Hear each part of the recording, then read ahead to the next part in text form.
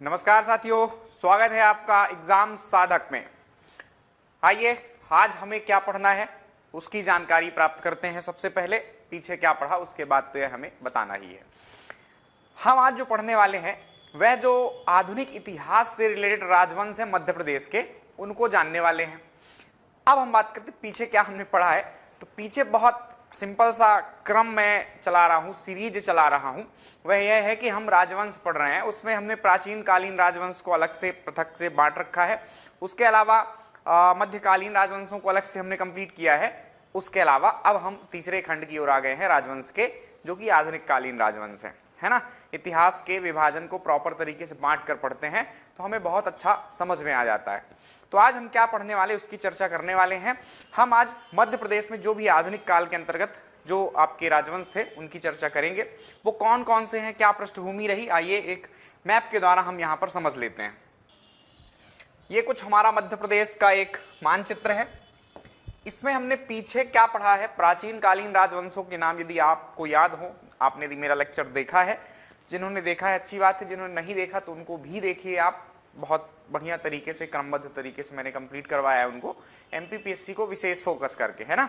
तो उसमें हमने एक ये क्षेत्र था, अब इसमें मैं अलग से ड्राइंग नहीं बनाने वाला। मालवा का जो क्षेत्र था उसमें हमने क्या पढ़ा था, परमार वंश को जाना था। उसके अलावा जो उत्तरी मध्य प्रदेश है वहां पर हमने उत्तरी मध्य प्रदेश में कोई विशेष नहीं, अपन ने बुंदेलखंड वाले रीजन पे देखा था, वो भी उत्तरी मध्य प्रदेश ही है। उसमें हमने चंदेल वंश के बारे में जाना था। फिर यदि मध्यवर्ती मध्य प्रदेश की बात करें तो यहाँ पर हमने जबलपुर के आसपास कलचुरी राजवंश को जाना था। उत्तरी में एक छोटा सा राजवंश हमने पढ़ा था खाली, जो ग्वालियर के आसपास था, वो कच्छप घात राजवंश था। ठीक, तो प्राचीन काल, या इसको भी हम एग्जैक्टली कहें कि कौन सा ये कालखंड था इतिहास का, तो वह कालखंड था पूर्व मध्यकाल का। तो इस पूर्व मध्यकाल में हमने 4 वंश कंप्लीट किए थे। फिर आ गए थे हम मध्यकालीन राजवंशों में। मध्यकालीन राजवंशों में जहां पे चंदेल समाप्त होते हैं वहां उदय हो जाता है किसका, आपके बुंदेला राजवंश का। और जब तक आपको आजादी नहीं मिल जाती तब तक वो सत्ता में बने रहते हैं। उसके अलावा बघेलखंड में जो कोई शासन नहीं चल रहा था, कुछ विशेष जनजातियों के शासन थे, वहां पर उदय होता है आपके बघेल राजवंश का। यहाँ पर आपके जबलपुर के आसपास गोंड राजवंश का उदय होता है कलचुरियों के पश्चात। ठीक, इसके अलावा यदि ग्वालियर के आसपास की बात करें तो यहाँ पर आपके तोमर राजवंश का उदय होता है। और मालवा की बात करें यदि, जहां परमार राजवंश था, मालवा में उदय होता है आपकी मुस्लिम सत्ता का। परमारों का अंत कहीं ना कहीं आपके सल्तनत युग में होता है, जिस टाइम पर आपका अलाउद्दीन खिलजी शासन करता है। उसी ने ही यहाँ सैन्य अभियान किया था और यहाँ से परमारों की सत्ता को समाप्त कर दिया और यहाँ पर किसको स्थापित किया, कुछ समय तक तो अपने सूबेदार बनाए रखे, लेकिन बाद में यहाँ पर जब खिलजी वंश समाप्त हो गया, तुगलक वंश समाप्ति की ओर पहुंच गया, तो तुगलक वंश की कमजोरी का लाभ उठाकर यहाँ जो सूबेदार लोग थे उन्होंने स्वतंत्र सत्ता की स्थापना कर दी थी। दिलावर खां गौरी का नाम आपको याद होगा, ठीक, जिसके वंशज थे होशंग शाह गौरी, उन्हीं के पुत्र थे। तो मालवा में कुछ स्वतंत्र मुस्लिम सत्ता की स्थापना होती है, जिसमें कुछ गौरी शासक शासन करते हैं, खिलजी शासक शासन करते हैं, और एक अफगान वंश जिसका बाज बहादुर सबसे प्रमुख शासक था वो शासन करते हैं। और आगे चल के ये भी कहीं ना कहीं समाप्त होंगे। इनको समाप्त करने का श्रेय मराठों को जाएगा और यहीं से शुरुआत हो जाएगी हमारे आधुनिक काल की। ठीक, तो ये कुछ राजवंश हम मध्य प्रदेश में पढ़ चुके हैं। तो आज हम क्या पढ़ने वाले हैं उनको देखें। तो आपको मैंने अभी बताया कि यहां पर किसकी सत्ता चल रही थी, आपके स्वतंत्र मुस्लिम सत्ता जो आपको मैंने बताई, जिसमें गौरी, खिलजी और आपके अफगान वंश का शासक शासन करते थे। उनकी जब सत्ता समाप्त हुई, मराठों का शासन स्थापित हुआ, तो यहाँ इस क्षेत्र में, मालवा वाले क्षेत्र में क्या हुआ, उत्तर की ओर उज्जैन है और यहाँ पे इंदौर है, ऐसा आप मैप में देख लीजिएगा अपने, है ना। तो यहाँ इंदौर में होलकर राजवंश आता है, इंदौर में होलकर राजवंश आता है, और उज्जैन के क्षेत्र में सिंधिया राजवंश का शासन स्थापित होता है। अब आप कहेंगे कि सिंधिया तो ग्वालियर के थे, हमने तो यही सुन रखा है कि सिंधिया ग्वालियर के थे, या ग्वालियर के सिंधिया, ऐसा ही आपको जहां भी लिखा मिलेगा। तो ये पहले या प्रारंभिक तौर पर शुरुआत इनकी जो हुई थी वो हुई थी उज्जैन से, लेकिन कालांतर में इन्होंने ग्वालियर पर विजय प्राप्त की और आगे चलकर उसको राजधानी भी अपनी बनाया। तो यहां से आपके सिंधियाओं का क्षेत्र कहां पहुंच गया, ग्वालियर पहुंच गया, है ना। तो यहां भी सिंधिया शासन करेंगे। तो आधुनिक काल के ये 2 राजवंश जिनको आपने देखा कि कहां से शुरू होंगे, तो होलकर शुरू होंगे इंदौर से और सिंधिया शुरू होंगे उज्जैन से, जो कि आगे चल के ग्वालियर में भी शासन करते हैं। अब अगले वंश की बात करें तो यहीं पर कहां पर, इस स्थान की कुछ जगहों को मिलाकर एक अलग रियासत जो कि भोपाल रियासत होती है, उसका उदय होता है। आधुनिक काल में यही 3 राजवंश हैं जो प्रमुख हैं। ये तीनों के तीनों आपके मुख्य परीक्षा के पाठ्यक्रम में भी शामिल किए गए हैं, बहुत महत्व के हैं। मुख्य परीक्षा के हिसाब से कुछ अलग ही जानकारी आपको पढ़नी होती है। अभी हम प्रीलिम्स का देख रहे हैं तो यहाँ पर हम केवल तथ्यात्मक जानकारी की ओर फोकस करेंगे। तो ये 3 राजवंश हैं। अब आप कहोगे कि बाकी फिर मध्य प्रदेश में क्या चल रहा था, तो बाकी जो पिछली घटनाएं घट रही थी, जो हमने मध्यकाल में देखा था, वही शेष राजवंश यहाँ शासन कर रहे थे। कौन से राजवंश थे, तो मैं याद दिला देता हूं। यहां पर आपके इस स्थान पर आपको मैंने बताया कि बुंदेलों का शासन स्थापित हुआ था। जितने महत्वपूर्ण मध्यकाल में ये थे या मध्यकालीन शासक इस वंश के थे, आगे चल के वो शासक महत्वपूर्ण नहीं रह जाते हैं। बस छुटपुट मतलब बहुत सारी जागीरों में बंटकर, है ना, छोटी छोटी जागीरें थी, जैसे कि नरहट हो गया, दतिया हो गया, ये सब दतिया वगैरह सब बुंदेलखंड में ही आता है, इतना याद रखना है ना। तो नरहट हो गया, दतिया हो गया, इसके अलावा चंदेरी हो गया, यहाँ साइड आप देखेंगे तो शाहपुर हो गया। ऐसे बहुत सारी जगहें हैं जो छोटी छोटी रियासतों के रूप में बटी, और वो जो बुंदेल राजवंश के ही लोग थे, परिवार के लोग थे, उन्होंने ही अपना अलग अलग जगह शासन स्थापित किया था। तो बहुत सारी छोटी रियासतें आपके सामने आ जाती हैं। ये बुंदेल वंश का शासन था, और ये शासन करती रहती कब तक, जब तक आपका देश आजाद नहीं हो जाता। बुंदेलखंड और बघेलखंड की रियासतों को मिलाकर ही क्या बनाया गया था, विंध्य प्रदेश नामक एक राज्य बनाया गया था, जिसको भाग सी में शामिल किया गया था। तो ये बुंदेलखंड में यहाँ पर ये चल रहा था। उसके अलावा बघेलखंड में क्या चल रहा था, तो यहाँ बघेल शासक ही शासन करते थे। इन बघेलों में भी जो आधुनिक कालीन बघेल शासक थे, वो कोई महत्व के शासक नहीं रहते, कोई खास उपलब्धि इनकी रहती नहीं है। जिनको हमने मध्यकाल में देखा था, वही शासक महत्वपूर्ण रहते हैं।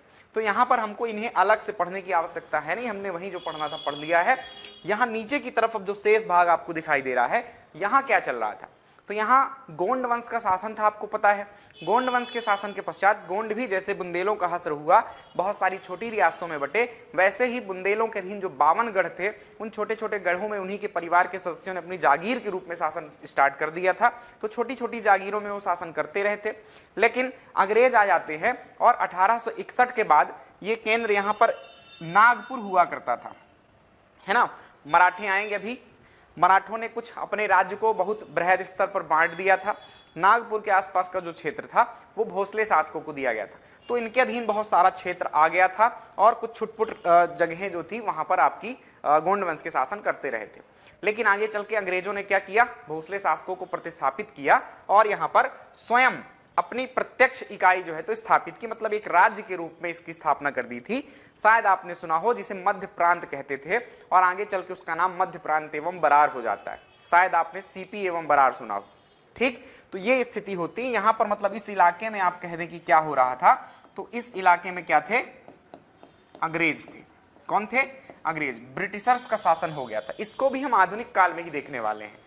लेकिन आपके सिलेबस में अलग से बिंदु लिखा हुआ है कि स्वतंत्रता संग्राम से संबंधित प्रमुख घटनाएं, तो स्वतंत्रता संग्राम के अंतर्गत हम इस क्षेत्र को कवर करेंगे, ठीक। यहां सब क्या हो रहा था, कौन से आंदोलन या विद्रोह हो रहे थे, वो सब हम वहीं पर देख लेंगे जो हुआ, ठीक। तो ये कुछ हमारा एक इतिहास था, जो कि प्राचीन काल से आपको मैंने कनेक्ट कर दिया आधुनिक काल तक के अलग अलग हिस्सों में। जैसे कि मध्य प्रदेश को बांटे तो मालवा, निमाड़, बुंदेलखंड, बघेलखंड, महाकौशल क्षेत्र, ये सारे अलग अलग इकाई के रूप में बढ़ सकते हैं।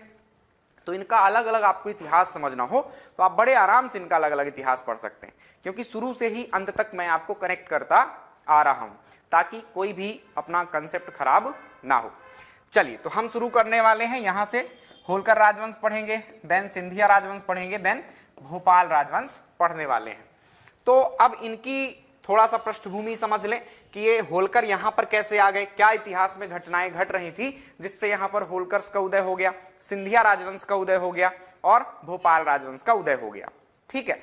तो सबसे पहले बात करें अपन, देखो इनमें से सबसे जो पुराना, मतलब सिंधिया और होलकरों के उदय के पूर्व आपका भोपाल रियासत का उदय हो चुका था। कैसे हुआ था, तो भोपाल की संक्षिप्त हिस्ट्री में यहाँ पर पहले यही पृष्ठभूमि हम यही समझ लेंगे, और फिर सीधे टू द पॉइंट अपन होलकर राजवंश और भोपाल रियासत और सिंधिया को समझ लेंगे। पृष्ठभूमि तीनों की यही मैं बता रहा हूं। भोपाल रियासत क्या था, यहाँ पर इस जगह पर आपका भोपाल नामक जगह जो है, आप मानचित्र रखा कीजिए एमपी का अपने सामने, जहां भी आप बैठते हो टेबल कुर्सी में, तो अपना मैप एक जरूर रख के बैठा कीजिए, है ना, और रफ कॉपी भी रख लिया कीजिए। बहुत सारी जानकारियां मैं आपको देता रहता हूं, उनको लिखते रहना। ये भोपाल जगह थी। इसी के बगल में आपको रायसेन वगैरह दिखाई देता है, सीहोर दिखाई देता है। उत्तर की ओर जाएंगे तो इस तरफ आपको राजगढ़ दिखाई देता है। तो जो भोपाल रियासत था उसका जो राज्य क्षेत्र था, एक्चुअली अंत तक देखें यदि अपन, लास्ट में कितना था, तो इन सारी ही जगहों के कुछ छोटी छोटी, जैसे कि राजगढ़ की नरसिंहगढ़ रियासत, या कि राजगढ़ स्वयं एक रियासत थी, आज वो जिले के रूप में है।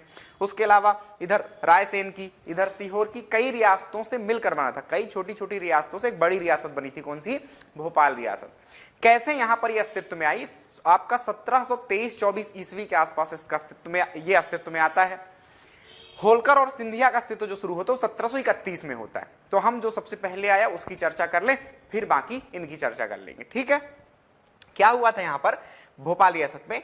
यहां पर आपको मैंने बताया कि ये तो अंग्रेजों का शासन क्षेत्र हो गया, लेकिन उसके भी पहले छोटे छोटे गढ़ हुआ करते थे, जिसमें आपके गोंड शासक शासन किया करते थे, है ना।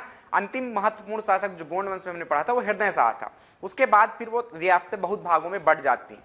तो उन्हीं में से एक जो गढ़ था उसका नाम था गिन्नौरगढ़। क्या नाम था? यहां नाम याद रखते जाना आप लोग, गिन्नौर। तो गिन्नौर एक गढ़ था जहां के शासक थे निजाम शाह। कौन थे? निजाम शाह। निजाम शाह की पत्नी का नाम था पत्नी कमलापति। ये कुछ नाम आप नोट करके रख लेना। कमलापति इनकी पत्नी का नाम था, जिनका नाम आपने कहीं ना कहीं अभी 1-2 वर्षों में सुना होगा। तो निजाम शाह की मौत हो जाती है। यहां पर कैसे होती? उसके भाई बंदों ने उनको क्या दे दिया था? जहर दे दिया था। उनकी पत्नी को भी मारना चाह रहे थे। पत्नी का जो क्षेत्र था, मतलब गिन्नौर का जो क्षेत्र था, उसके अंतर्गत आज का जो भोपाल क्षेत्र आता है वो सब उस रियासत के अंतर्गत ही आया करते थे। उस टाइम पर भोपाल में ऐसा कोई इतनी सारी ना आबादी थी और ना ही लोग रहते थे। वो तो जब शासन स्थापित हुआ तब से फिर लोग बढ़ना शुरू हुए। तो भोपाल एक जंगल के रूप में कहिए, बहुत एक मतलब आबादी विहीन क्षेत्र हुआ करता था। वो क्षेत्र आपके गिन्नौरगढ़ के अंतर्गत आया करता था। अब क्या हुआ, यहां पर जब निजाम शाह की मृत्यु हो गई है, उनको मार दिया गया, तो कमलापति को भी मारने का प्रयास किया गया था। कमलापति उस दौरान गिन्नौर से आ गई, कहां पर? भोपाल आ गई। इसी समय पर उनकी मुलाकात एक सरदार से होती है, जो कि जिसका नाम था आपका दोस्त मोहम्मद खान। क्या नाम हुआ करता था उसका? दोस्त मोहम्मद खान। ये कौन व्यक्ति था? तो ये कोई ना कहीं का शासक था, ना किसी राज्य का सेनापति था। ये सिंपली ऐसा था कि कुछ ऐसे लोग हुआ करते थे इतिहास में आपके, जो किसी की भी तरफ से लड़ने के लिए तैयार रहा करते थे। कि मान लो किसी राज्य से युद्ध शुरू हो गया, तो कुछ लोग, विशेष लोग जिनके पास बड़ी सेना हुआ करती थी, वो लोग पैसे लेकर किसी की भी तरफ से लड़ने के लिए तैयार रहते थे। तो ऐसे एक सरदार से मुलाकात होती है आपके कमलापति की। कमलापति से कुछ अनुबंध होते हैं कि मैं आपको कुछ मुद्राएं दूंगी और उसके बदले जो मेरे पति के हत्यारे उनको मारना, मेरा राज्य वापस दिलाना है। सरदार दोस्त मोहम्मद खान जो था वो इसके लिए तैयार हो गया। मुद्राओं की सब बातचीत हो गई और उसने निजाम शाह के हत्यारों को निपटा भी दिया, गिन्नौर वगैरह छुड़ा लिया। लेकिन अब यहां पर क्या हुआ कि रानी कमलापति के पास उस टाइम पे कोष वगैरह उनका छिन गया था और उनके पास पैसे नहीं थे कि दोस्त मोहम्मद खान को दे सके वो। तो रानी ने दोस्त मोहम्मद खान को एक क्षेत्र दे दिया, जो कि आपका यहां पर ऐसा समझ लो भोपाल क्षेत्र था। ठीक, भोपाल जो इलाका था वो गिफ्ट में, उपहार में क्या कर दिया, रानी कमलापति ने दोस्त मोहम्मद खान को दे दिया। दोस्त मोहम्मद खान ने अब उस क्षेत्र में शासन करना शुरू कर दिया। भोपाल जो आज का केंद्र है, शहर है, उसके उत्तर की ओर आप 20 किलोमीटर जाएंगे तो वहां एक जगह मिलती है आपको जगदीशपुर नाम की, है ना। जगदीशपुर का नाम चेंज करता है आपका दोस्त मोहम्मद खान और उसका नाम रखता है इस्लाम नगर और वहीं से शासन अपना स्टार्ट कर देता है। ठीक, इस तरह से कुछ भोपाल के नवाबों की क्या हुई थी, शुरुआत हो गई भोपाल में। ठीक, यार मोहम्मद खान, एक दोस्त मोहम्मद खान और उनके बाद यार मोहम्मद खान, दो नाम तो ऐसे याद हो जाएंगे आप, दोस्त यार सब एक ही जैसे तो हैं। उसके बाद फैज मोहम्मद खान, ऐसे कुछ शासक आते हैं, है ना, नजर मोहम्मद खान। और फिर कुछ समय पश्चात वहां पर बेगमों का शासन स्टार्ट हो जाता है, क्योंकि वो जो शासक हुआ करते थे या सुल्तान जैसे आप कह दीजिए, नवाब कहिए उनको, तो नवाब जो है तो उनकी डेथ हो जाया करती थी समय से पहले, तो फिर वहां पर महिलाओं को शासन करने का अवसर मिला। तो हम जानेंगे भोपाल में कौन कौन से प्रमुख नवाब थे और उसके अतिरिक्त बेगमों के शासन में क्या कुछ घटनाएं घटी, कौन से भवन बने, यही सब महत्वपूर्ण बातें रहेंगी। तो ये पृष्ठभूमि थी आपके भोपाल रियासत की। अब आइए सिंधिया और होलकर रियासत की हम बात करने वाले हैं। यहाँ की पृष्ठभूमि, इन दोनों की पृष्ठभूमि एकदम समान है। मराठा साम्राज्य यहाँ पर एक स्थापित होता है, कहाँ पर? आपके भारत में। मुगलों का शासन आपने जाना लगभग पूरे भारत में, दक्षिण तक आपका शासन हुआ मुगलों का, है ना।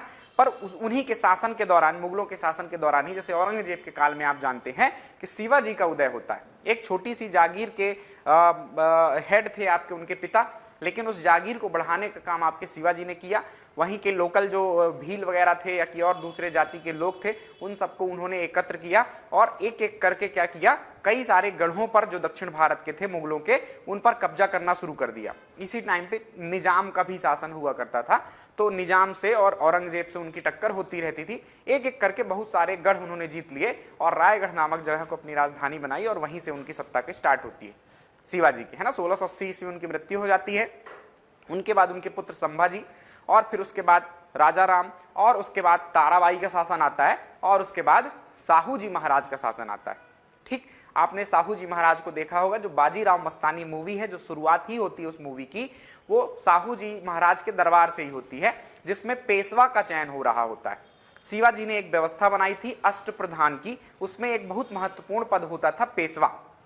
तो पेशवा का पद जो होता था उसका पहले वंशानुगत नहीं था, शुरुआत में चुनना पड़ता था। जैसा कि उसमें क्या हुआ, बालाजी विश्वनाथ जो थे पेशवा थे पहले साहू जी के, उनकी मृत्यु के पश्चात नया पेशवा चुना जाना था, तो साहू जी महाराज के दरबार में वही पेशवा का चयन होता है, जो कि योग्यता के दम पर ही होता है। भले ही वो उनके पुत्र थे, लेकिन वो चयन जो होता है वो योग्यता के दृष्टिकोण से किया जाता है। बाजीराव प्रथम जो हुए, बालाजी विश्वनाथ के पुत्र हुए बाजीराव प्रथम, ये बहुत प्रतापी थे, बहुत वीर थे। 1720 ईस्वी से 1740 ईस्वी तक इन्होंने शासन किया। 20 लड़ाइयां लड़ी इन्होंने और सभी की सभी जीती इन्होंने, ऐसी सारी बातें थी। इनके काल में भारत में बहुत बड़ा साम्राज्य स्थापित हो जाता है, दिल्ली तक साम्राज्य स्थापित हो जाता है, ऐसा कह दीजिए आप। मतलब दिल्ली की सीमाएं बहुत सीमित हो चुकी थी, मुगलों की सीमाएं बहुत सीमित हो चुकी थी, मराठों की सीमाएं बहुत विस्तार प्राप्त कर चुकी थी। उसी विस्तार के क्रम में ये जो मध्य प्रदेश का पश्चिमी इलाका था, ये आ चुका था मराठों के अधीन। तो अब मराठे क्या करते थे, या कि कोई भी राज्य रहा करता था, वो क्या करता था, सेना रखता था तो उसको पैसा देना पड़ता था, नगद वेतन की व्यवस्था रहती थी। तो इन्होंने एक उपाय निकाला कि सीधे कौन पैसा देगा, इतनी मुद्राएं नहीं होती थी, है ना, ढालने में भी खर्च आता है ना मुद्राओं को, और लोग फर्जी ढाल लेते थे। तो इन्होंने क्या किया कि जो बड़े बड़े सेनापति हैं या बड़े बड़े जो हमारे अधिकारी हैं, उनको क्या करने, अलग अलग क्षेत्र अलॉट कर देते हैं। वहां से जितने गांव मतलब उनको मिलेंगे, या जितने सिले मतलब आप कह दीजिए जिलों को कुछ कहा करते थे, एक विशेष शब्द है मुझे याद नहीं आ रहा अभी, तो उनमें बांट दिया गया इनको। ठीक है, तो जब इनको बांट दिया गया तो इसी क्रम में आपके सिंधिया और होलकर को कुछ क्षेत्र मिले। होलकर को कौन सा क्षेत्र मिला, इंदौर के आसपास का क्षेत्र मिला, और सिंधिया को उज्जैन के आसपास का क्षेत्र मिला।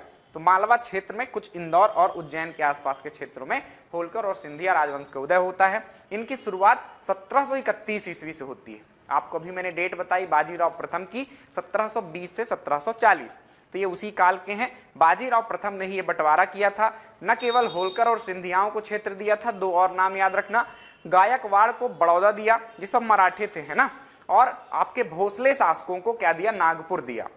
तो इस तरह से कुछ बंटवारे के फलस्वरूप आपको क्या मिलता है, उज्जैन और इंदौर का क्षेत्र मिलता है सिंधिया और होलकर्स को। इस तरह से शुरुआत होती है। तो आइए अब हम एक एक करके, ये पृष्ठभूमि अब आपको समझ में आ गई होगी कि ये राजवंशों का उदय हमारे मध्य प्रदेश में कैसे हुआ। तो ये कहानी थी। इस कहानी के आगे अब आपकी बातें हैं तथ्यात्मक। आइए एक एक करके सब समझ लेते हैं। हम पढ़ रहे हैं कौन सा, ये वाला हिस्सा जिसमें लिखा है आधुनिक कालीन वंश, होलकर, सिंधिया और भोपाल रियासत।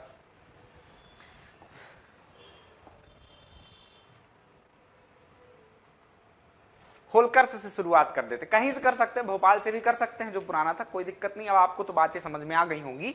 होलकर की शुरुआत होती है 1731 में, पृष्ठभूमि आपने देख ली।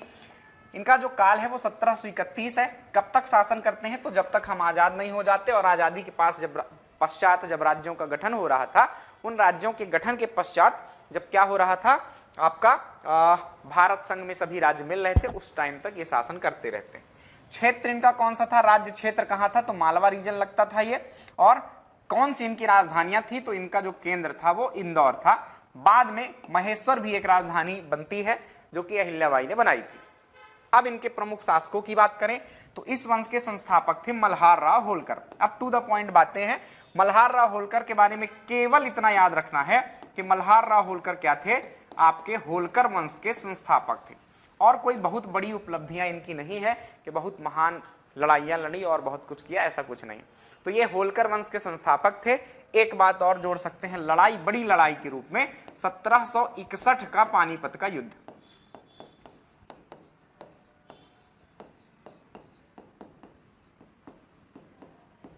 ये दो खास बातें हैं मल्हार राव होलकर। तो क्या हुआ इनके काल में, ये मल्हार राव होलकर एक छोटे से सिलेदार के रूप में, मतलब एक सैनिक के रूप में मराठा सेना में शामिल होते हैं।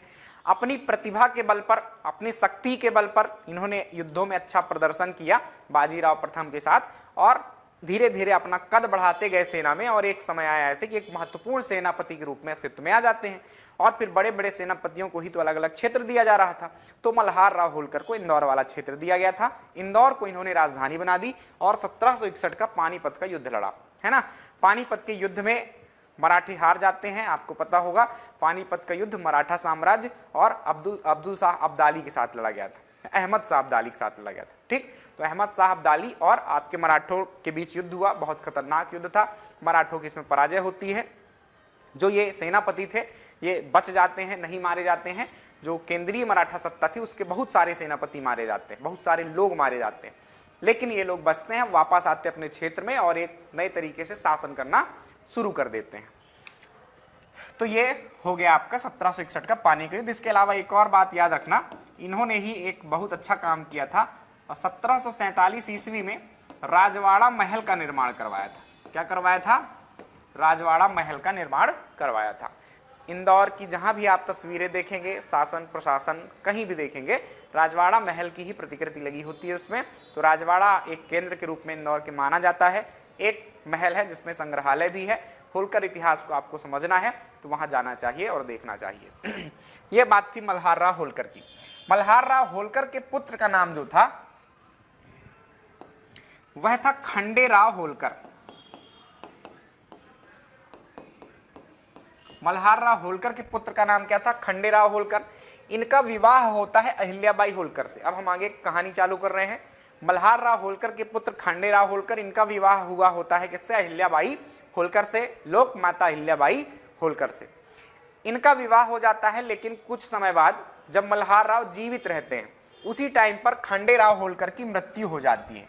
लेकिन इनके पुत्र हो चुके थे जिनका नाम था मालेराव होलकर। मालेराव होलकर इनके पुत्र का नाम था। तो खंडेराव की मृत्यु हो जाती है। 1766 ईस्वी में मल्हार राव की भी मृत्यु हो जाती है। अब यहां पर दिक्कत हो गई कि शासक कौन बने, है ना। तो थोड़ा सा मालेराव होलकर जो थे, ऐसा उनके बारे में कहा जाता है कि विक्षिप्त प्रकार के थे, ठीक ठाक व्यक्ति नहीं थे, शासन के योग्य नहीं थे, ऐसा आप कह दीजिए। तो मालेराव होलकर को फिर भी कुछ समय के लिए क्या बनाया जाता है, ये जो 1766 से 67 के बीच में काल का जो गैप दिख रहा है आपको, यहां पर क्या बना दिया जाता है? मालेराव होलकर को शासक। लेकिन एक और दुविधा आ जाती है कि कुछ समय बाद मालेराव होलकर की भी मृत्यु हो जाती। तो अहिल्याबाई होलकर जो थी, अब समझिए आप इस परिस्थिति को समझिए कितनी महान क्यों है आपकी अहिल्याबाई। क्योंकि इन्होंने ऐसी कोई बहादुरी का काम तो किया नहीं कि जाकर कोई युद्ध लड़े, बहुत सारी विजयें प्राप्त की, ऐसा कुछ तो खास नहीं सुना आपने। तो क्या खास किया कि आज इनको पूरी दुनिया में याद किया जाता है, या भारतीय इतिहास में कहीं ना कहीं इनको बहुत बड़ा स्थान दिया गया है? तो वह कारण यह है कि जिनके पिता समान ससुर की मृत्यु हो गई हो, जिनके पति की मृत्यु हो गई हो, जिनके पुत्र की उनके सामने ही मृत्यु हो गई हो, ऐसी विकट परिस्थितियों के दौरान शासन संभालना और बहुत अच्छे से संभालना, जिसमें प्रजा बहुत संतुष्ट और खुश रहती हो, ऐसा शासन करना बहुत बड़ी बात होगी, है ना। तो देख लीजिए इनकी सबकी मृत्यु हो गई। अहिल्याबाई होलकर ने होलकर साम्राज्य की नींव मतलब बागडोर संभाली और शासन करना शुरू किया। इनके काल की क्या घटनाएं हैं? तो इन्होंने शासन के शुरुआत में ही मल्हार राव होलकर के भाई बंधुओं में से एक तुकोजी राव होलकर जो थे, इनको बनाया सेनापति। क्या बना दिया? सेनापति बना दिया। सेनापति लड़ाइयां तो बहुत ज्यादा नहीं लड़ी, छोट-मोट लड़ाइयां हुई हैं, तो लड़ाइयों में ये जाते थे। उसके अलावा कर वसूल करने आदि का कार्य भी तुकोजी राव होलकर किया करते थे। तो इन्होंने इनको क्या बना लिया? अपना सेनापति, जो अहिल्याबाई होलकर की मृत्यु के पश्चात अगले शासक भी बनेंगे, यह बात आपको याद रखना है। ठीक, तो तुकोजीराव होलकर को इन्होंने क्या कर दिया, सेनापति बना दिया। इन्होंने अपनी राजधानी, पूछा जाए कभी कि अपनी राजधानी महेश्वर, मतलब होलकर शासकों में से किसने अपनी राजधानी महेश्वर स्थानांतरित की थी, तो वह माता अहिल्याबाई ही थी। इन्होंने अपनी राजधानी नर्मदा नदी के तट पर स्थित एक महेश्वर, वहां पर अपनी राजधानी बना ली। पहले से ही कुछ प्राचीरें वहां पर बनी हुई थी किले की, उसको ही और सुदृढ़ करवाया और कुछ चीजें वहां निर्मित करवाकर वहां पर आप अहिल्या फोर्ट का निर्माण आपने करवाया और वहां पर एक राजवाड़ा का भी निर्माण करवाया, जहां पर बैठकर ये दरबार लगाती थी और लोगों की सुनवाई करती थी। ठीक, तो ये कुछ बातें हैं आपकी अहिल्याबाई होलकर के संबंध में। बात इतनी खत्म नहीं होती है। तुकोजीराव होलकर को सेनापति बनाना महेश्वर, इसके अलावा महेश्वर से शासन करती थी और वहां के लोग जो थे कुछ स्थानीय, वो कुछ साड़ियां अच्छी बना लिया करते थे, लेकिन उसमें बहुत कुछ कलाकृतियां उस टाइम पे लोग नहीं कर पा रहे, हस्तशिल्प वाली हाथ से बनी हुई साड़ियां। तो इन्होंने क्या किया, सूरत और हैदराबाद जैसी जगहों से बड़े बड़े कारीगर्स बुलाए और अपने राज्य की जो विशेषताएं थी उन साड़ियों पर उकेरना प्रारंभ करवा दिया, जिन्हें हम आज महेश्वरी साड़ी के नाम से जानते हैं। किस नाम से जानते हैं, महेश्वरी साड़ी के नाम से जानते हैं। 2012 में इसको जीआई टैग प्राप्त हो चुका है। क्या प्राप्त हो चुका है, 2012 में इसको जीआई टैग प्राप्त हो चुका है। यह बहुत इंपॉर्टेंट बात है। तो किसने शुरुआत करवाई थी महेश्वरी साड़ियों की, वो अहिल्याबाई होलकर ही थी। ठीक, तो ये 2012 में महेश्वरी साड़ी, हालांकि इसके पहले चंदेरी साड़ियों को 2005 में आपके जीआई टैग प्राप्त हो चुका है, मध्य प्रदेश का एक उत्पाद है। उसके अलावा हाल ही में अभी कुछ समय पहले ही वारा सिवनी की जो साड़ियां हैं हस्त निर्मित यानी हस्तशिल्प कला से बनने वाली साड़ियां जो है वारा सिवनी नामक जगह की, वो भी आपके जीआई टैग उनको भी मिल चुका है। तो मध्य प्रदेश की 3 साड़ियां जो हैं उनको जीआई टैग प्राप्त हो चुका है। वारा सिवनी कहां की है, सिवनी मत लगा देना कभी उत्तर, ये प्राप्त हुआ है बालाघाट जिले को। ठीक, तो बालाघाट जिले की वारा सिवनी की जो साड़ियां हैं उनको जीआई टैग 2023 में प्राप्त हुआ, ये तथ्य आप और नोट कर लेना। चलिए, इसके अलावा एक तथ्य और कि इनको लोक माता कहा जाता था। ये तो हालांकि बहुत इजी फैक्ट है, ये तो आपसे बन जाता क्योंकि हमेशा अहिल्याबाई के पहले आपको नाम मिलता है लोक माता अहिल्याबाई। ठीक, बहुत इंपॉर्टेंट बात अब करने वाला हूं, अंतिम तथ्य इनके बारे में है।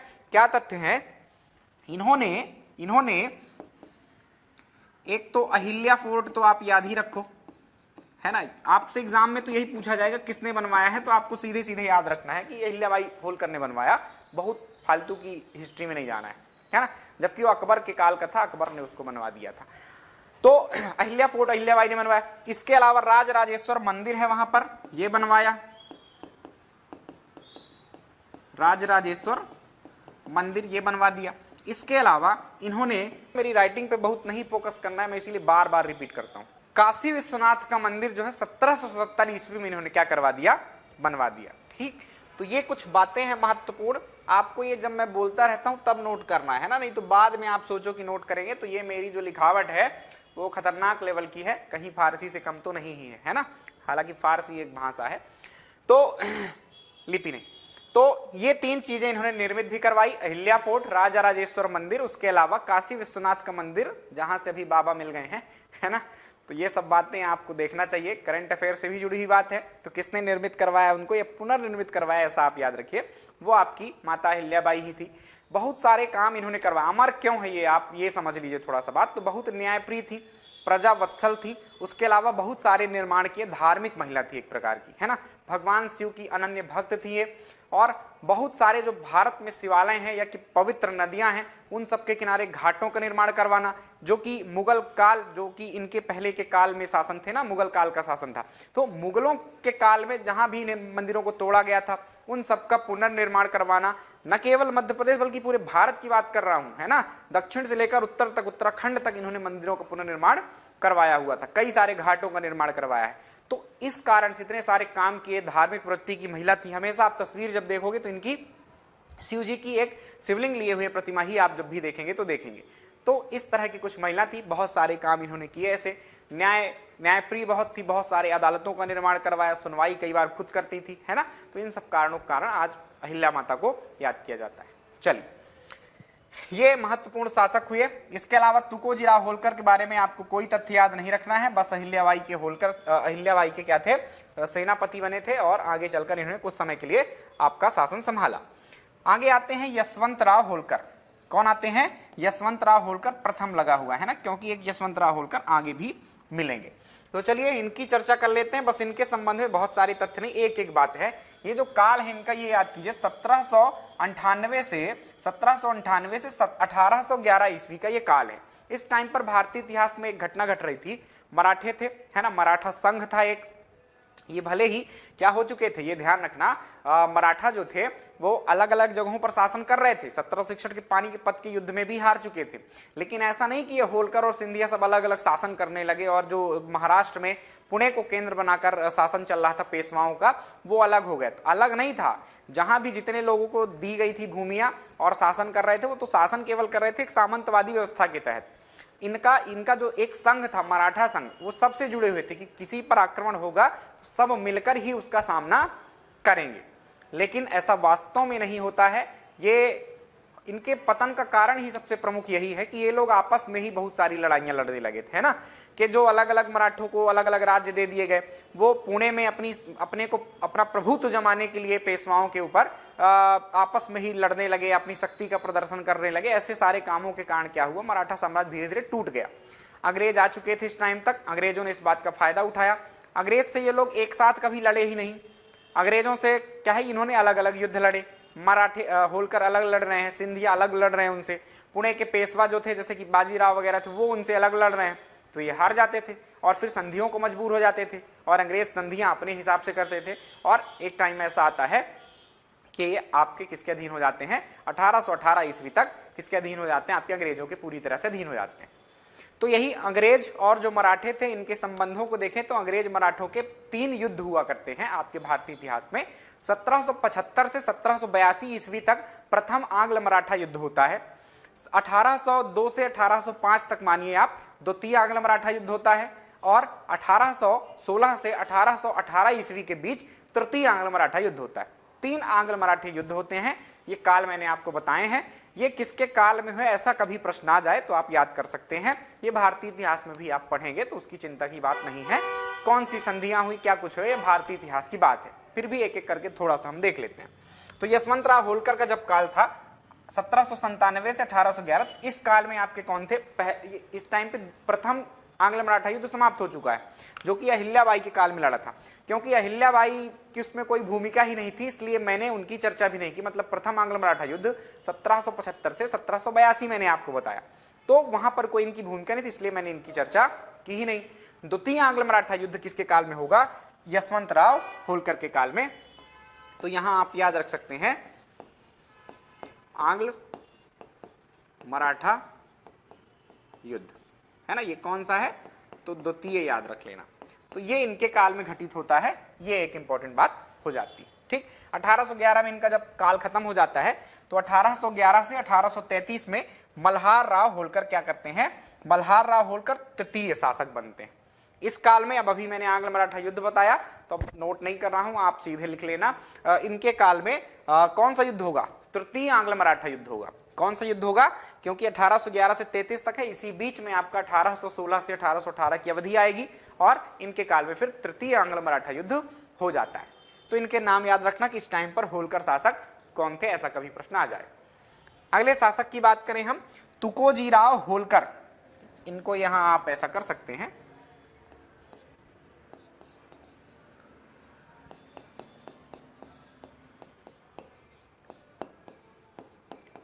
तृतीय आंग्ल मराठा युद्ध, ये नोट कर लेना, है ना। अब आते हैं अगले, तुकोजीराव होलकर द्वितीय। इनका काल आप देखिए तो एक महत्वपूर्ण घटना है इनके काल की भी, कौन सी है बता देते हैं। 1844 से 86 का काल है, तो यहां पर आपका 1857 की क्रांति घटित होती है आपके देश में। तो आपसे प्रश्न आएगा कि 1857 की क्रांति के समय कौन होलकर शासक थे, तो याद रखना तुकोजीराव होलकर द्वितीय, 1857 की क्रांति। बस इतना नोट कर लेना, यहीं से प्रीलिम्स के फैक्ट बनेंगे और कुछ नहीं पूछा जाएगा, है ना। फिर जब हम मेंस पढ़ेंगे तब और डीप में देखेंगे इस बात को कि होलकरों का क्या योगदान रहा 1857 की क्रांति में, लेकिन अभी के लिए केवल इतना याद रखना है। ठीक, चलो फिर आते हैं यशवंतराव होलकर, और ये बिल्कुल अंतिम शासक थे। पहली बात तो यही याद रखना, क्या थे ये, अंतिम शासक थे। बस इनकी कहानी सुन लीजिए। ये होलकर राजवंश के क्या थे, अंतिम शासक थे। इनके काल में बहुत सारे निर्माण कार्य होते हैं जो आप आज विकसित अवस्था में इंदौर को देख पा रहे हैं। कम से कम मध्य प्रदेश का तो सबसे विकसित शहर है ही इंदौर। तो ये क्यों है, क्यों यहाँ पर इतनी पॉपुलेशन बढ़ती गई, इसका कारण आपके यशवंतराव होलकर ही हैं। बहुत सारी सुविधाएं इन्होंने इस शहर में प्रोवाइड कराई, जिसके कारण ये आज आधुनिक इंदौर के निर्माता कहलाते हैं।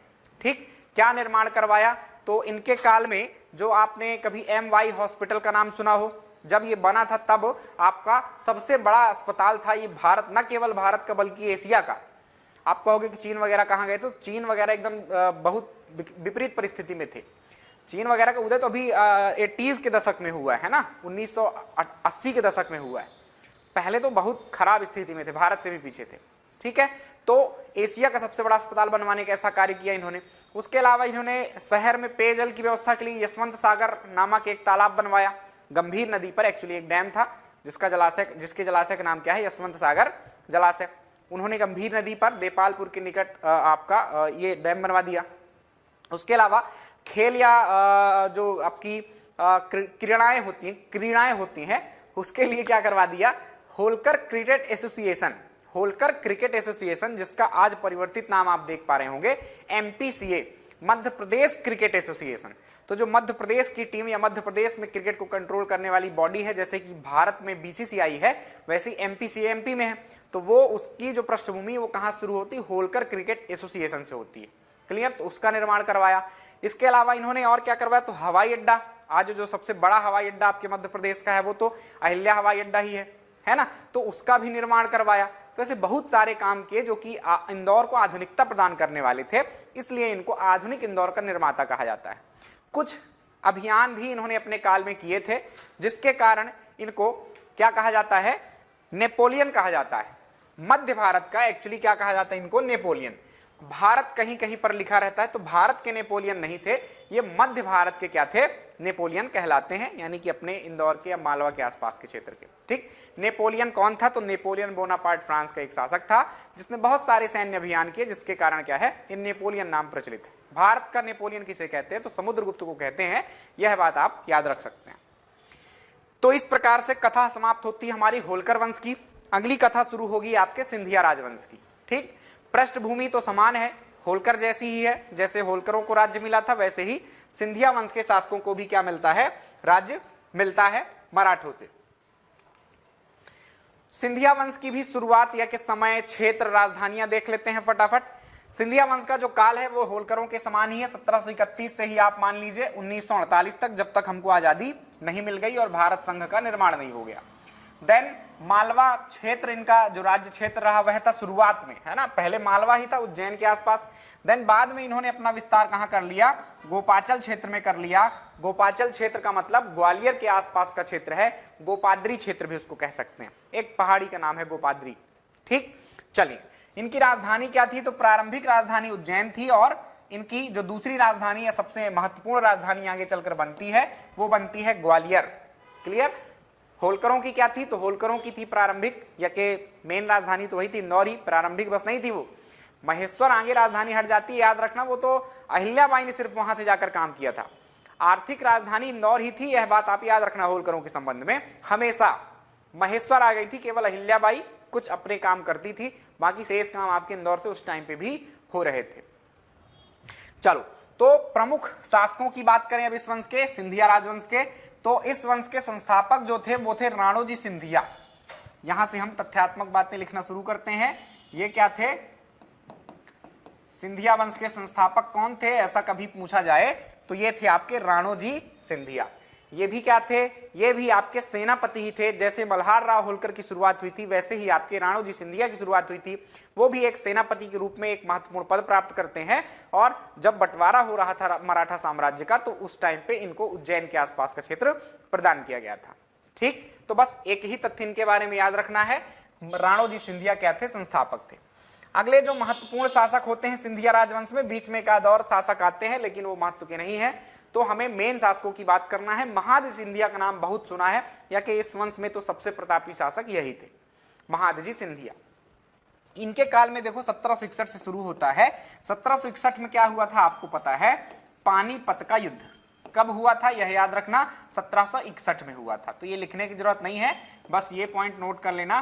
पानीपत का युद्ध सिंधिया की तरफ से कौन लड़ा था, तो महादजी सिंधिया उस टाइम पे सेनापति थे। इनको भी कोई क्षति नहीं हुई, इन्होंने बहुत सारे दुश्मन लोगों को मारा और वापस अपने क्षेत्र में आ गए, जब जाना कि मराठा अब हार चुके हैं। ठीक है, तो ये पानीपत का युद्ध हो गया इनके काल में। ये 1761 में हुआ था। 1765 में इन्होंने एक बहुत महान काम कर दिया, ग्वालियर पर विजय प्राप्त कर ली। क्या कर लिया? ग्वालियर पर विजय। किसको हराया? लोकेंद्र सिंह जाट। तो एक जाट शासक जिनका केंद्र भिंड में हुआ करता था, है ना, ग्वालियर से शासन नहीं कर रहे थे वो, ग्वालियर इनके राज्य क्षेत्र के अंतर्गत आया करता था। तो उस टाइम पर जाट शासक राणा लोकेंद्र सिंह जाट शासन किया करते थे। उनको महादजी सिंधिया ने पराजित किया और ग्वालियर को जो है तो कब्जा लिया। और अभी राजधानी नहीं बनी है, यह याद रखना। ग्वालियर केवल राज्य क्षेत्र के अंतर्गत आ गया, राजधानी आगे चल के बनेगी। क्लियर? तो ये 1765 में इन्होंने क्या कर दिया? इनको हरा दिया। आगे चल के एक और घटना होती है 1771 ईस्वी की, 71-72 कह सकते हैं। आलम शाह नाम का एक मुगल शासक हुआ, परवर्ती मुगल शासक आलम शाह द्वितीय को मुक्त करवाया। किससे मुक्त करवा दिया? तो ये आलम शाह द्वितीय ने लड़ा था बक्सर का युद्ध, है ना, और इस बक्सर के युद्ध में इनकी बुरी पराजय हुई थी, अंग्रेजों के साथ लड़ा था और बहुत भयानक संधियों का सामना इनको करना पड़ा था। इन संधियों के तहत इनका जो केंद्र था दिल्ली विल्ली, इनसे छीन लिया गया और इनको बैठा दिया गया कहां पर? इलाहाबाद में। तो यहां पर ही इनके साथ संधियां कुछ होती हैं, इलाहाबाद की संधि कहलाती है। 1765 में ही, 1765 में वो संधियां हुई थी, है ना, उसके तहत ये यहाँ इलाहाबाद में रह रहे थे। 1764 में बक्सर का युद्ध होता है, 1765 में संधियां होती इलाहाबाद की। इलाहाबाद की संधि शाह आलम और अंग्रेजों के बीच, और अंग्रेजों ने इसके तहत क्या किया था? इनसे काफी सारा क्षेत्र छीन लिया और इनको बिठा दिया था कहां पर? इलाहाबाद में। इलाहाबाद में एक प्रकार से अंग्रेजों के अधीन जैसे शासन कर रहे थे। महादजी सिंधिया इस टाइम पर क्या करते हैं? इनको अंग्रेजों के नियंत्रण से मुक्त कर देते हैं। कैसे? इनको छुड़वाते हैं, अंग्रेजों से लड़ाइयां लड़ते हैं, पराजित करते हैं और इनको ले जाकर कहां बिठाते हैं? दिल्ली में बैठाते हैं वापस से। तो शाह आलम द्वितीय को मुक्त कराने का श्रेय किसको जाता है? महादजी सिंधिया को, जो उस काल की जो राजनीतिक घटनाएं हो रही थी उसमें इनको महान सेनापति साबित कर रही थी कि अंग्रेजों को पराजित करके काम ऐसा कर लेना उस काल में, जबकि बक्सर का युद्ध, प्लासी का युद्ध अंग्रेजों से सब शासक हार रहे थे, है ना। तो ये एक बहुत वीर सेनापति थे। ये कुछ खास बातें हैं इनके काल की जिनको याद रखना है। 1794 ईस्वी में इनकी जो है तो मृत्यु हो जाती है और मराठों का लगभग यहां समाप्ति की ओर चल देता है मराठा साम्राज्य। आगे चल के एक और बहुत बड़े सेनापति थे, नानाजी फडणवीस। उनका नाम आप सुनेंगे जब भारतीय इतिहास पढ़ेंगे। 1800 ईस्वी में उनकी मृत्यु हो जाती है। बस यही दो जब मराठे सेनापति समाप्त हो जाते हैं तो यहीं से मराठा साम्राज्य का पतन चालू हो जाता है। चलिए, ये बात हो गई महादजी सिंधिया की। अगले शासक हैं हमारे दौलत राव सिंधिया। इनका काल आप देख पा रहे होंगे तो 1794 से 1827। बड़ी मजेदार बात है। तो आपने जो पीछे होलकर राजवंश में देखा कि आंग्ल मराठे युद्ध हो रहे थे। पहला आंग्ल मराठा युद्ध 1775 से 1782 में हुआ। 1782 से 1782 में खत्म हुआ। 1802 से 1805 तक चला द्वितीय आंग्ल मराठा युद्ध और 1816 से 1818 तक चला तृतीय आंग्ल मराठा युद्ध। तो अब देखिए इनके काल में कौन कौन से आएंगे। दो मराठे युद्ध आ जाएंगे, दो आंग्ल मराठा युद्ध। एक प्रथम आंग्ल मराठा युद्ध इन्होंने लड़ा था, इस बात को भी आप शामिल कर लीजिएगा यहां पर। 1775 से 82 के बीच इन्होंने क्या किया था? प्रथम आंग्ल मराठा युद्ध लड़ा था, राइट। तो ये एक और तथ्य ऐड करना है। द्वितीय और तृतीय आंग्ल मराठा युद्ध किसके काल में होते हैं? तो वह दौलत राव सिंधिया थे। इनका ड्यूरेशन आप देख लीजिए तो आपको यह बात समझ में आ जाएगी। 1802 से 1805 द्वितीय आंग्ल मराठा युद्ध और 1816 से 1818 तृतीय आंग्ल मराठा युद्ध, जो कि इन्हीं का ही समय काल है। इनके काल की एक तो ये युद्ध हो गए, एक घटना हो गई। दूसरी घटना इनके काल की जो है वो है 1810 ईस्वी में ग्वालियर को राजधानी बनाना।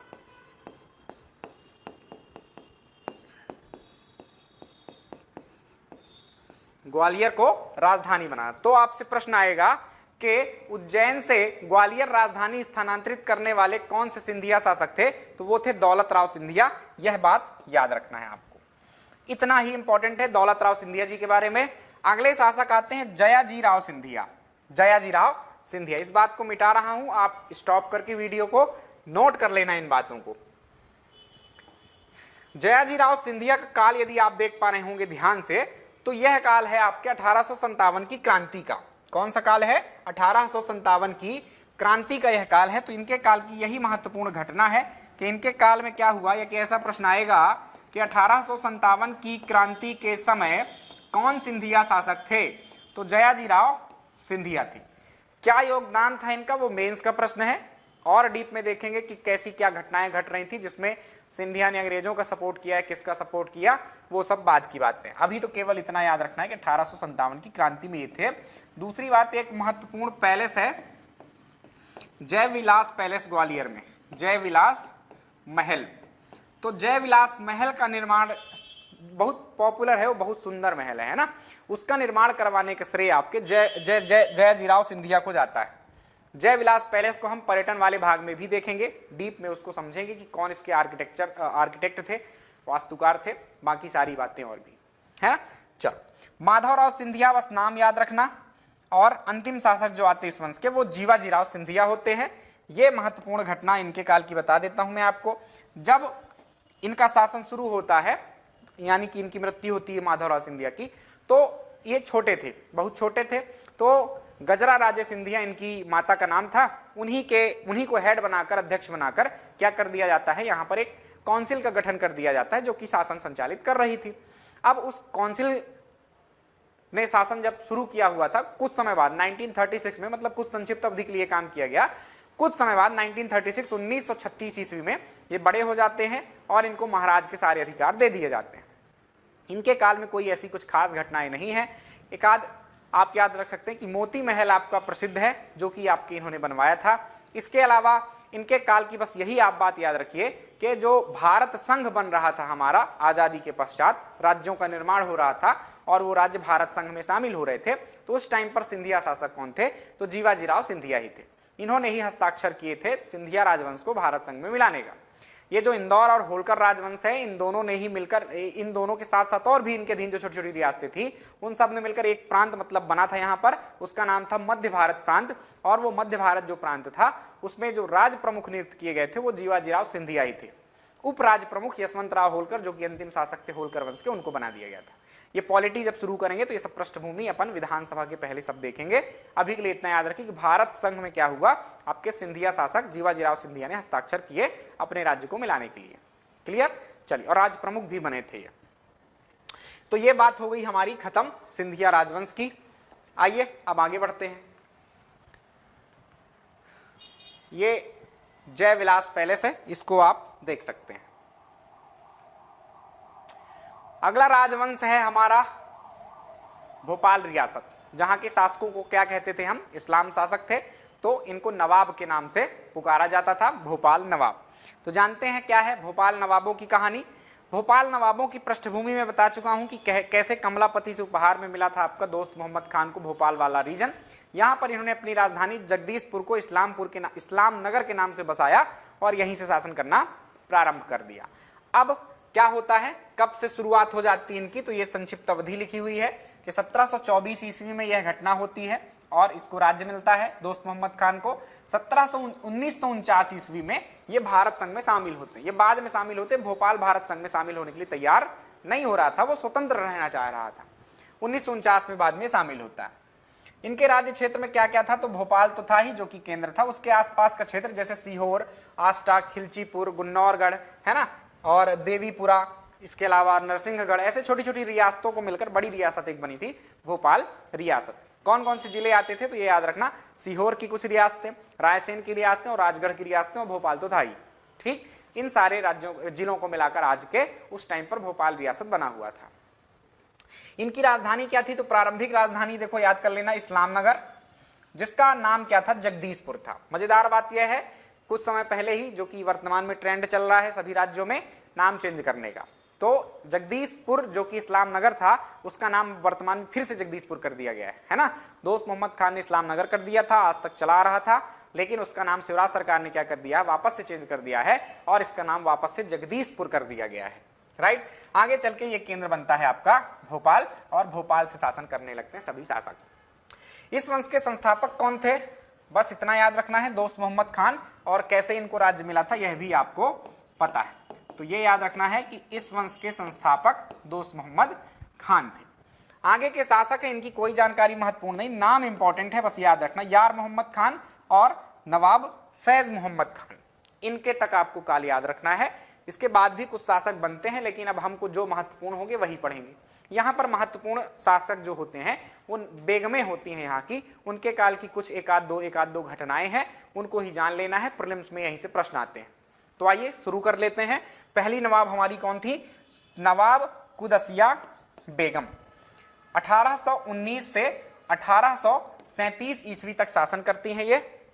इनका एक और नाम मिलता है, याद रखना है, गौहर बेगम। गौहर बेगम। तो कुदसिया बेगम या गौहर बेगम ये आपके भोपाल की पहली महिला शासिका थी। ये प्रश्न आपसे पूछा जा सकता है, तो इसको याद रखना। इसके अतिरिक्त इनके बारे में यह याद रखना कि इन्होंने भोपाल की जामा मस्जिद का निर्माण करवाया था। किसका निर्माण करवाया था? भोपाल की जामा मस्जिद। जामा मस्जिद जरूरी यह है कि भोपाल में थी, है ना। जामा मस्जिद आपके देश में जहां भी इस्लाम शासकों का शासन रहा वहां कहीं ना कहीं आपको जामा मस्जिद मिल जाएगी। दिल्ली में मिल जाएगी, आगरा में मिल जाएगी, बुरहानपुर मिल जाएगी। लेकिन ये जो भोपाल की जामा मस्जिद है वो भोपाल की किस नवाब ने निर्माण करवाया था इसका? तो कुदसिया बेगम ने। इसके अलावा अपने नाम के ऊपर इसने एक महल भी बनवाया था जिसका नाम था गौहर बेगम, गौहर महल। अगली शासिका थी आपकी, अगली बेगम थी सिकंदर जहां बेगम, जिनका शासनकाल था 1844 से 1868 ईस्वी तक। इनके काल की अब एक घटना देख रहे होंगे आप, 1844 से 68 तक है। बीच में ही एक घटना घटती है आपके देश में, 1857 की क्रांति।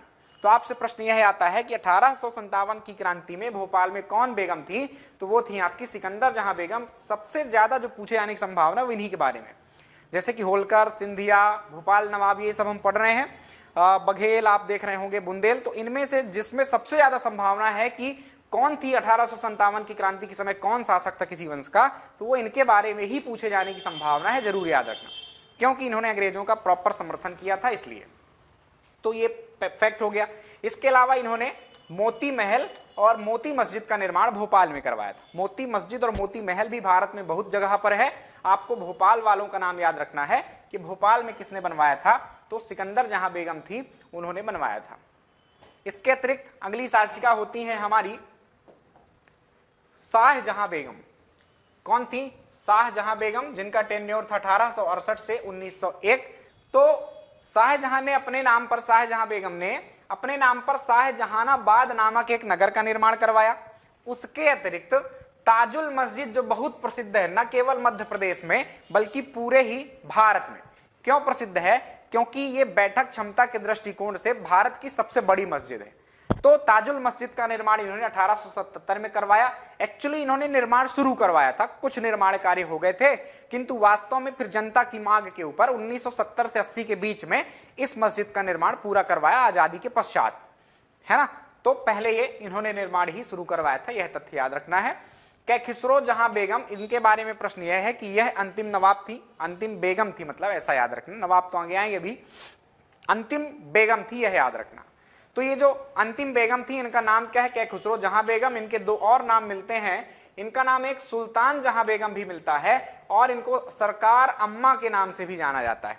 ठीक, खतरनाक टाइप की थी थोड़ा सा, सरकार अम्मा और सुल्तान जहां बेगम के नाम से जाना जाता है।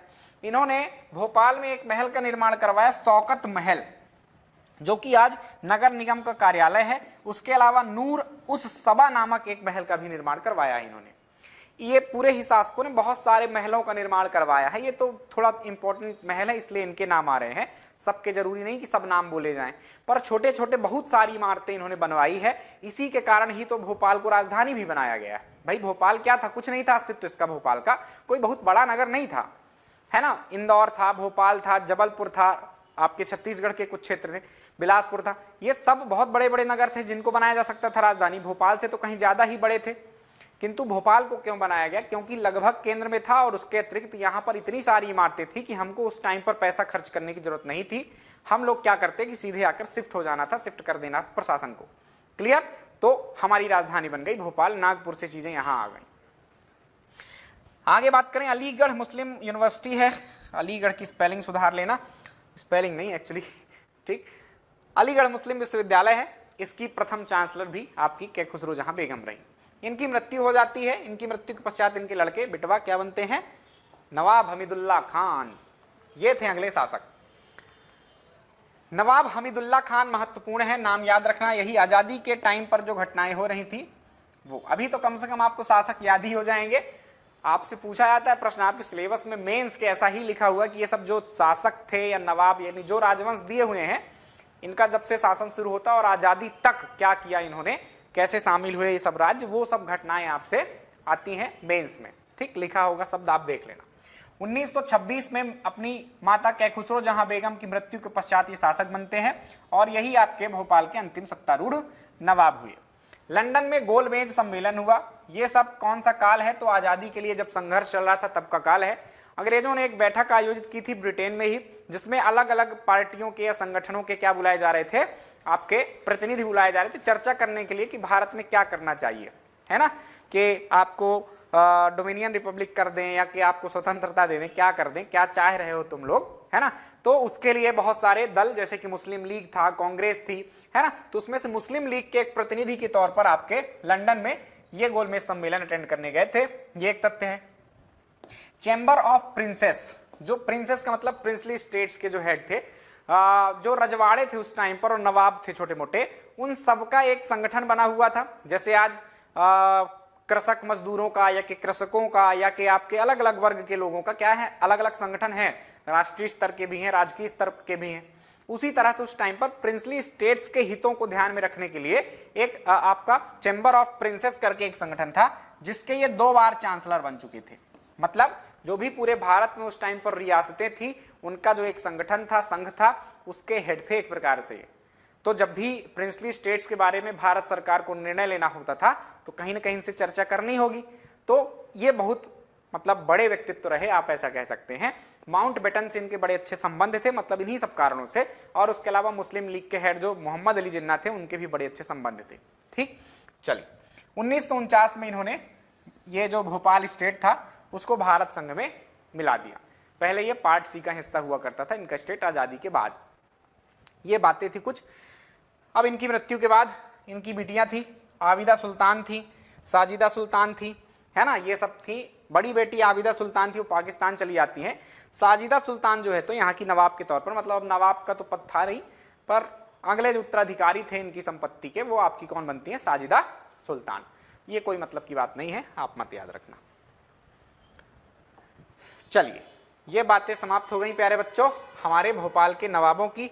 ये हैं नवाब हमीदुल्लाह खान साहब, जो कि अंतिम नवाब थे भोपाल के। और ये कुछ इन्हीं के परिवार के यानी कि वंशज थे आपके कौन, ये आप देख पा रहे होंगे, सैफ अली खान साहब।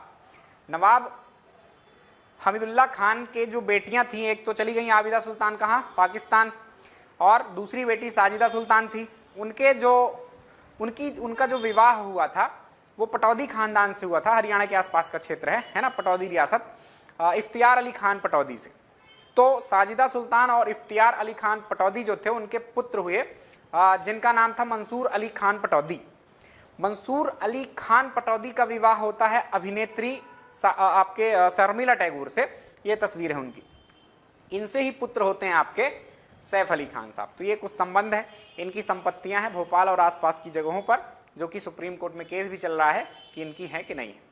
चलिए, तो ये कुछ कहानी थी प्यारे बच्चों आधुनिक इतिहास के जो राजवंश थे। अगले लेक्चर में हम सीखेंगे जो हमारे मध्य प्रदेश में स्वतंत्रता संग्राम घटित हुआ, उसमें क्या कुछ घटनाएं घटी, बहुत सारे विद्रोह हुए, उन विद्रोहों को जानेंगे। उसके अतिरिक्त विद्रोह के अलावा जो आपका द्वितीय चरण एक प्रकार से कह दीजिए स्वतंत्रता संग्राम का, जो कि असहयोग आंदोलन, झंडा सत्याग्रह, है ना, नमक सत्याग्रह, इन सब के संबंध में मध्य प्रदेश में क्या कुछ चल रहा था, ये सारी घटनाएं आती हैं। तो धैर्य रखिए, अगले लेक्चर में फिर से मिलेंगे आपसे। अपना ख्याल रखें, अपने परिवार वालों का ख्याल रखें। Bye bye, take care.